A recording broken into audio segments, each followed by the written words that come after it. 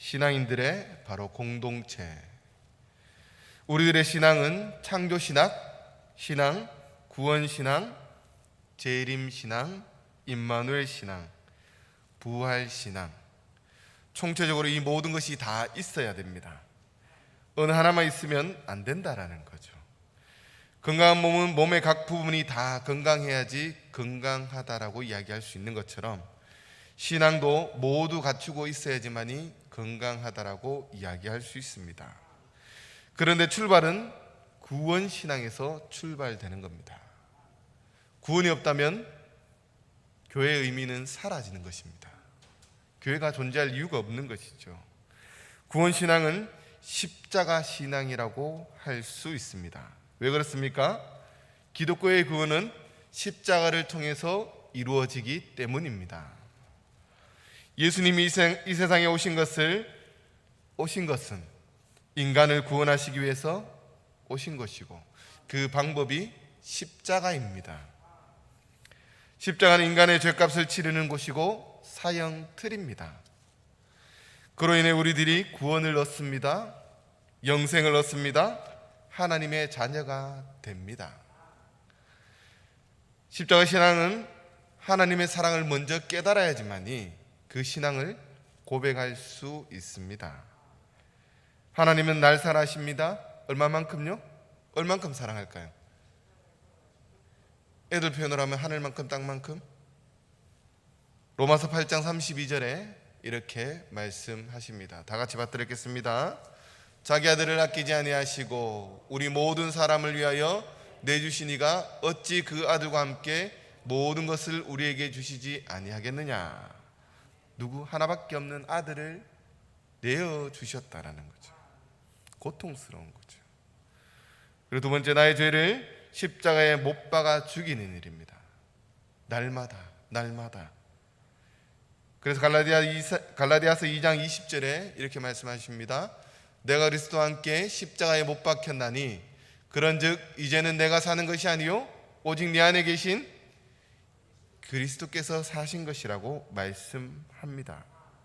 내가 죽어야 되는 것들, 우리가 금식하는 이유, 기도하는 이유가 뭡니까? 내가 죽여야 할 것들을 죽이는 겁니다.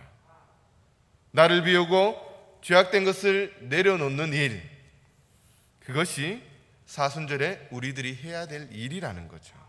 미움, 게으름, 욕심, 여러 가지 탐심들 다 내려놓는 겁니다. 그리고 예수님처럼 남을 용서하면서 살아가야 된다는 것. 남을 용서하면서.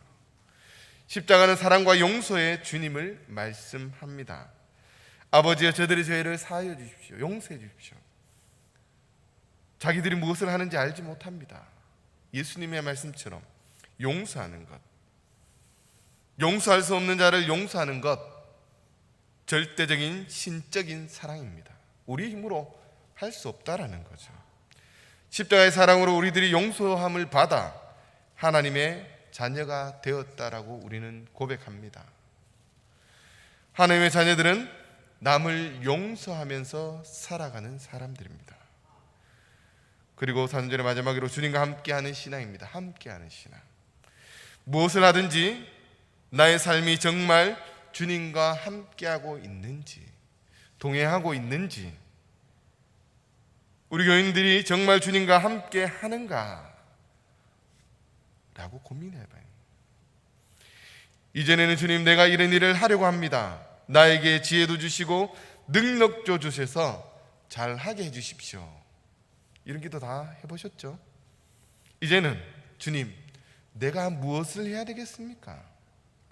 우리 교회 이게 아니라 우리 교회가 무엇을 해야 되겠습니까? 내가 교회에서 무엇을 해야 되겠습니까?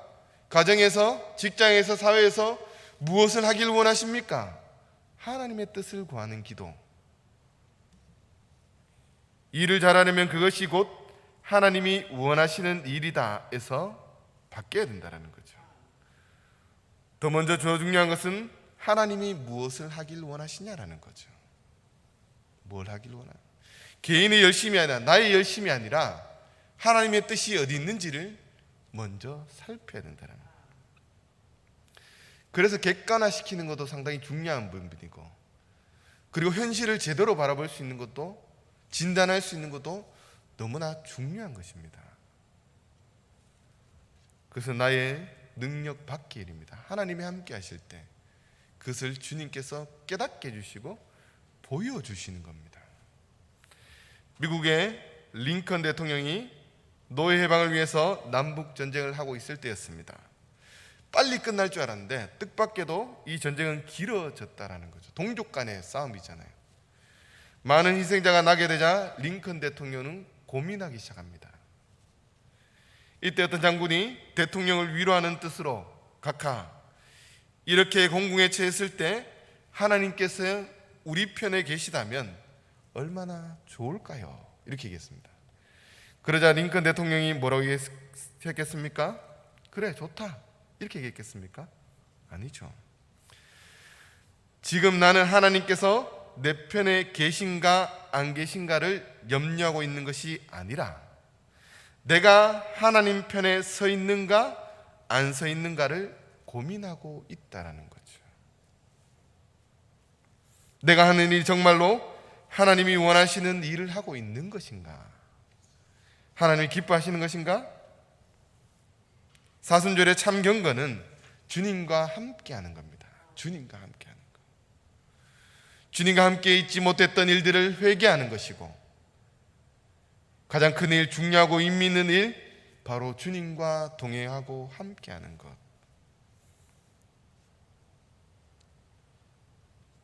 가장 큰 효는 부모와 함께 있는 것입니다. 함께 있는 것. 어제도 강의를 마무리하고 왔는데 참 요즘에 하면서 이제 자꾸 얘기하고 싶은 게 이제 효에 대해서 못 보잖아요. 그러니까 요즘 자녀들이 참 힘든 것 같아요. 거기에 대한 아픔이 있을 것 같아요. 좀 많이 배워야 되는데 이 코로나 때문에 못 뵙는 가운데 돌아가시는 경우가 많아요. 그러면 거기에 대한 죄책감들이 상당히 많이 있을 수 있다는 거죠. 근데 여러분이 부모지만은 자녀들이 그렇다 해서 여러분 꽁하고 있습니까? 아니죠. 용서하잖아요. 너그럽게 다 이해하고 있다는 거죠. 죽기 이전에 살아계실 때 우리가 얼마나 함께 있느냐. 이제는 전화로 함께하는 것 수밖에 없겠죠. 용돈 보내는 거 어렵지만 쉽게 할 수 있습니다. 그러나 함께하고 말 들어주는 것 정말 어렵죠. 여러분 말 들어주는 거 쉽습니까? 구역 권찰들 해보셨죠? 어른들 집에 가보십시오. 1시간 동안 얘기하는데 그 얘기가 그 얘기고 그 얘기가 그 얘기고, 지난번에 한 달 전에 했던 얘기 또 하고 하루 전에 했던 얘기 하면 또 하고, 가만히 처음 듣는 것처럼. 아니면 실망하시잖아요. 맞죠? 그것처럼 어렵다라는 거죠. 그만큼 함께하는 것. 요한복음 15장 5절 말씀에 나는 포도나무요 너희는 가지라. 그가 내 안에 내가 그 안에 가면 사람이 열매를 많이 맺나니 나를 떠나서는 너희가 아무것도 할 수 없음이라. 오늘 본문에서 주님은 제자들에게 말씀하십니다. 내가 이제 십자가를 져야 되니까, 죽음의 길을 가야 되니까 너희들이 나와 함께 하자, 있자라고 요청하십니다. 나하고 같이 지내자라는 거죠. 어떤 것에? 마태복음 26장 38절에 보면 이에 말씀하시되 내 마음이 매우 고민하여 죽게 되었으니 너희는 여기 머물러 나와 함께 깨어 있으라 하시고, 주님의 고난 당하는 현장으로 나와 함께라고 말씀합니다. 나와 함께 고난의 현장에, 고난의 아픔 가운데 함께 동참해 달라는 거죠. 머물러 있어라. 달아나지 말고, 버리지 말고, 다른 곳으로 가지 말고, 왔다 갔다 하지 말고 나와 함께 머물러 있자라는 거죠. 그러나 제자들은 어떻습니까? 나중에 달아나 버리죠. 예수님께서 십자가에 잡힐 때 모든 제자들은 달아나고 유일하게 베드로만 멀찍이서 따라가죠. 마가복음에 보면 이렇게 나옵니다. 벌거벗은 몸으로 달아났다라는. 얼마나 급했으면 벌거벗은 몸으로 달아나는 겁니다. 그 전까지 내가 주님과 함께 하겠습니다, 주님을 위해서 나의 목숨도 바치겠습니다 라고 했던 많은 제자들, 그들은 과연 어디 있느냐라는 거죠. 말로는 기분으로는 절대 내가 주님을 버리지 않겠습니다. 베드로 또한 그랬습니다. 그러나 다 주님을 버렸더라. 오늘날도 달아나는 사람들이 참 많이 있죠. 고난의 현장에 어려운 가운데 함께 하지 않으려고 합니다. 교회가 힘들 때 교회를 그냥 떠나려고만 합니다. 평안한 교회만 찾는다라는 거죠. 편안한 교회가 이제는 점점 없어질 것 같습니다. 함께 아파하고 함께 기도하고 함께 나가는 것이 공동체인데 그런 정신이 다 사라지는 겁니다. 오히려 그래서 교회 안에는 구경꾼들이 점점 많아지는 겁니다. 구경꾼들, 보러 오는 사람들. 또한 군중들도 있습니다. 군중들은 예수님을 십자가에 못 박으라, 못 박으라고 외치는, 악을 쓰는 그런 사람들이죠. 사순절 절기는 보내면서 우리는 주님의 고난의 현장에 함께 있어야 합니다. 고난받는 현장에 주님 계시기 때문입니다. 우리들에게 그것을 요청하시는 거죠. 나와 함께 하자고. 오늘 우리들에게 말씀하십니다. 나와 함께 하자고. 그리고 또 고난으로 초청합니다. 아무든지 나를 따라오려거든 자기 십자가를 지고. 골로새서 1장 24절 말씀에는 이렇게 얘기합니다. 다 같이요. 나는 이제 너희를 위하여 받는 괴로움을 기뻐하고 그리스도의 남은 고난을 그의 몸된 교회를 위하여 내 육체에 채우노라 라고 이야기합니다. 오이코스타스의 성문 밖의 그리스도라는 책에서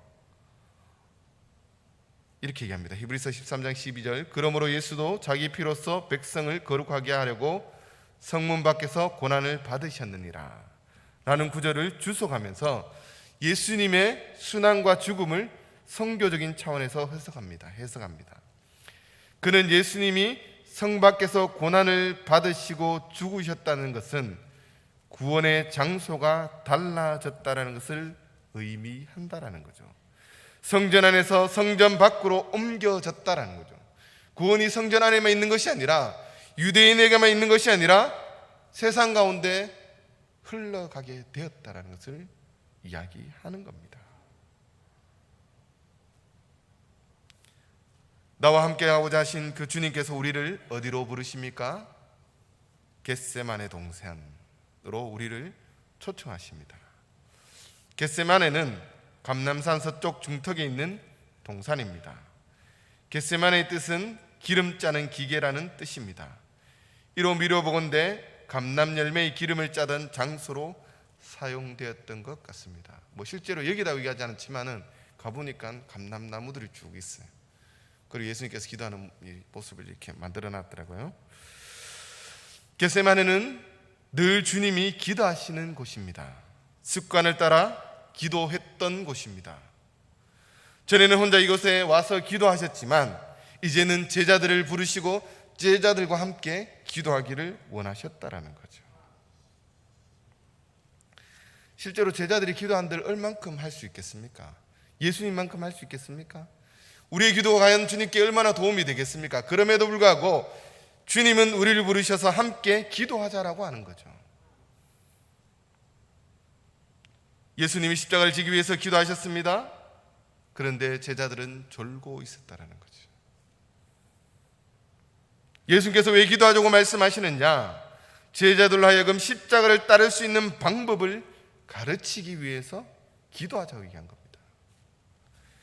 기도하지 않고는 주님을 따를 수 없기 때문입니다. 영적인 힘이 없기 때문인 것이죠. 부활하신 주님이 가시고 난 뒤에 마가의 다락방에서 모여서 기도할 때 성령이 충만하니까 십자가를 다시 지게 되는 겁니다. 예수님의 십자가의 순환, 기도로 준비해야 된다는 거죠.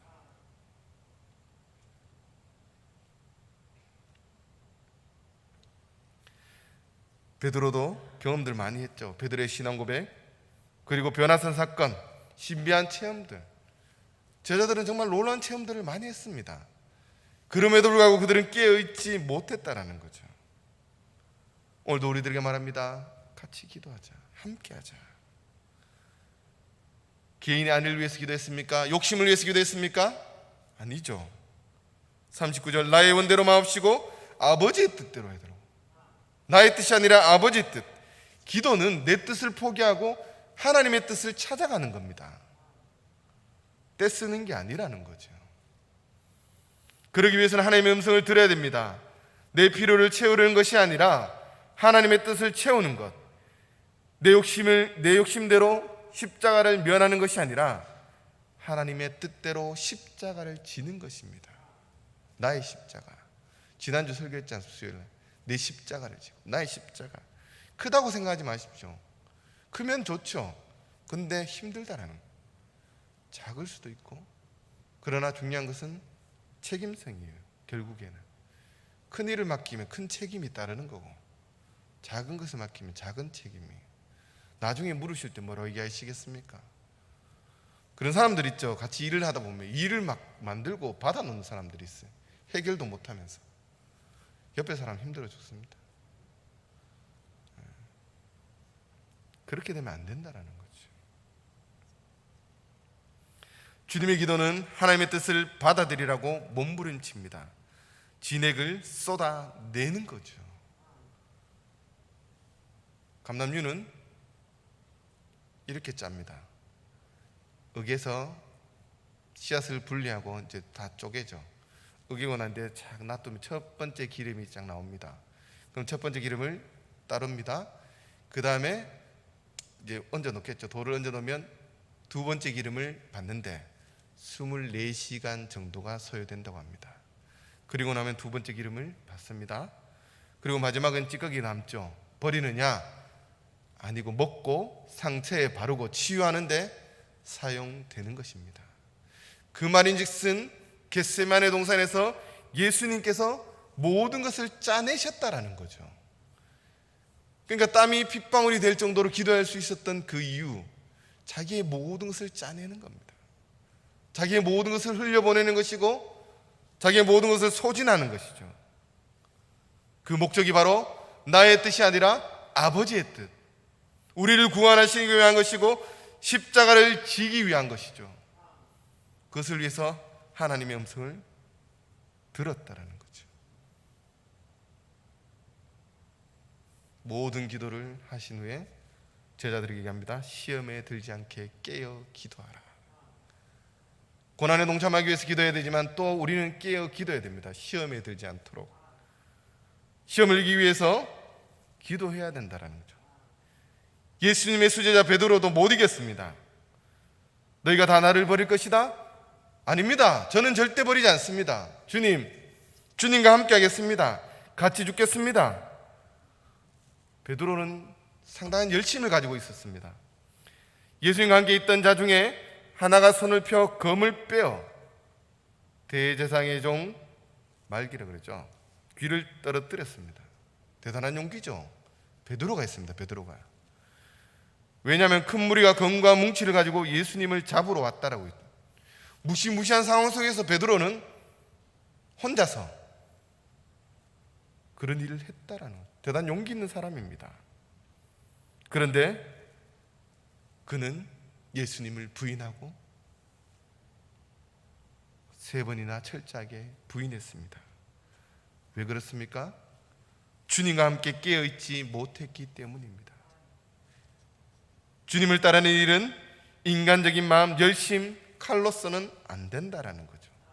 기도하지 않고는 안 되기 때문입니다.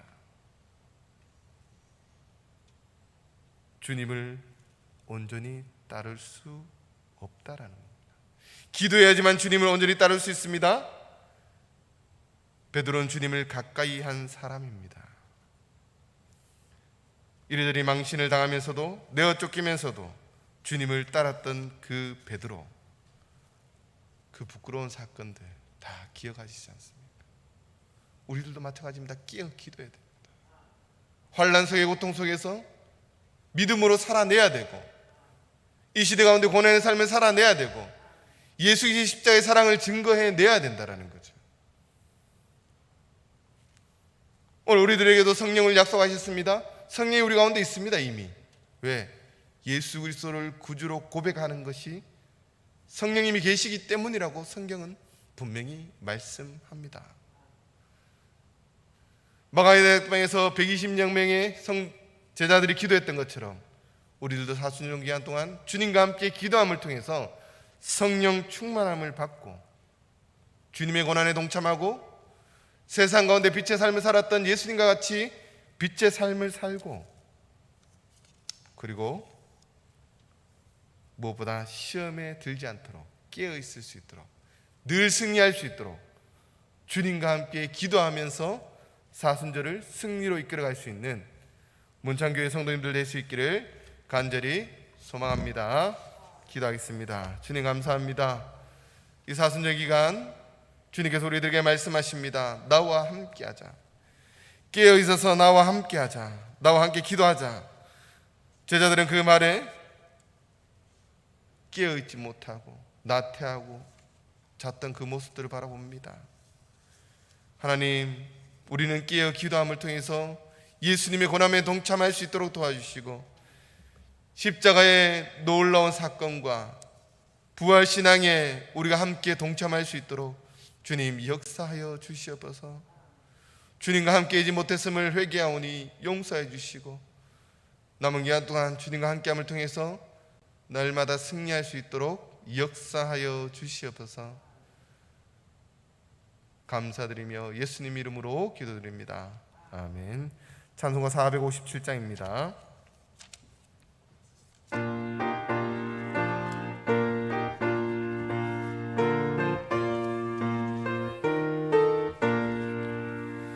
겟세마네 동산에 주를 생각할 때에 이나 걱정을 외면할 수 있을까? 나를 항상 버리고 주를 따라가리라. 빌라도의 뜰에서 주를 생각할 때에 수치된 가 아픈 것 못 견딜 수 있을까? 길이 참고 묵묵히 주를 따라가리라. 갈보리산 올라가 주를 생각할 때에 나의 받는 괴로움 비교할 수 없으니 십자가를 지고서 주를 따라가리라. 무덤에서 부활한 주를 생각할 때에 환난이나 죽음도 두려울 것 없으니 승전가를 부르며 주를 따라가리라.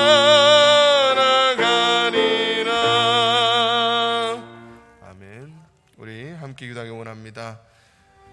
오늘 들었던 말씀처럼 사순절 기간 동안 주님과 함께 기도하며 주님의 고난에 동참하며 주님의 부활에, 하나님의 놀라운 부활을 우리들도 체험할 수 있도록, 다시 되새길 수 있도록, 또 낙담하지 말고 지치지 말고 승리하며 살아갈 수 있는 저희들의 삶이 되게 달라고 기도해 주시고, 교회를 위해서 우리 세우시는 담임 목사님을 위해서, 박진규 목사님을 위해서, 또 우리 교육자들, 우리 한정직들, 또 교회학교, 또 환우들, 힘든 성도들, 연약한 성도들을 위해서, 구의 식구들을 위해서, 또 이 나라의 백성들을 위해서, 또 전쟁 중인 러시아 우크라이나를 위해서, 그리고 무엇보다 코로나를 위해서 우리 조용히 함께 읊조리며 기도하겠습니다.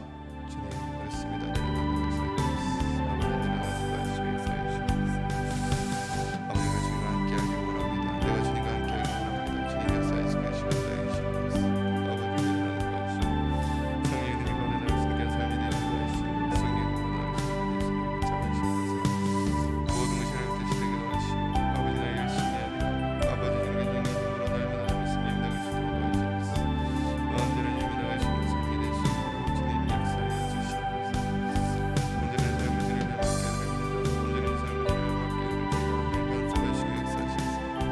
하나님의 놀라운 역사를 가시는 귀한 삶이 되기도 하시고 아버지를 함께 승리하며 나가시는 삶이 될 수 있도록 하나님 함께하여 주시옵소서. 주님 모든 것을 주님 앞에 맡겨드립니다. 성령 하나님 나와 함께 해주시고 이 죄인과 동행해 주시고 성령 하나님 우리를 붙잡아 주시고 성령의 눈을 공개가 되게 하시고 새로운 바다의 목사 모십니다. 목사님 사에 놀라운 역사를 갈 수 있도록 하시고 우리 온 당연히 함께 협력하여 이 교회 세워가는 그들을 늘 지켜주시고 우리 교육자들의 힘을 주시고 우리 학교들의 힘을 주시고 또 아버지는 교회에 힘들고 어려운 많은 성도들 주님 찾아가셔서 이 시간을 회복시켜주시고 치유 고쳐주시고 나을 수 있도록 역사하여 주시옵소서. 아버지 붙잡아 주시옵소서. 우리 친구들 아버지 그들을 용서해 주시고 아버지 그들의 아픈 마음들을 주님께서 아시고 위로해 주시고 하나님의 놀라운 손을 낼 수 있도록 주님 붙잡아 주시고 아버지 이날을 쓰는 고생해 주시고 우리 교회 앞에 세워주시고 아버지 코로나 가운데 있는 많은 사람들을 주시고 성령을 보내주시고 성령 하나님 함께 하시고 역사하여 주시옵소서. 주여 도우시고 역사하여 주시옵소서. 주님 감사합니다. 또한 저희들을 이 자리에 불러주신 하나님 이 자리가 복되게 하시고 여기 모인 모든 성도들 하나님의 은혜 가운데 남은 한 주도 승리하며 살아갈 수 있도록 도와주시고 문창의 모든 성도들도 남은 한 주간 승리하며 나갈 수 있는 귀한 삶들이 될 수 있도록 주님 역사하여 주시옵소서. 무엇보다 주님과 함께함을 통해서 주님께 주신 놀라운 복을 누리며 살아갈 수 있는 저희들의 삶이 될 수 있도록 도와주시고 각자 세대마다 누려야 될 것들 마음껏 누리고 아버지 감사하며 살아갈 수 있는 저희들의 삶이 될 수 있도록 주님 역사하여 주시옵소서. 감사드리며 예수님 이름으로 기도드립니다. 아멘. 하늘에 계신 우리 아버지, 아버지의 이름을 거룩하게 하시며 아버지의 나라가 오게 하시며 아버지의 뜻이 하늘에서와 같이 땅에서도 이루어지게 하소서. 오늘 우리에게 일용할 양식을 주시고 우리가 우리에게 잘못한 사람을 용서하여 준 것 같이 우리 죄를 용서하여 주시고 우리를 시험에 빠지지 않게 하시고 악에서 구하소서. 나라와 권능과 영광이 영원히 아버지의 것입니다. 아멘.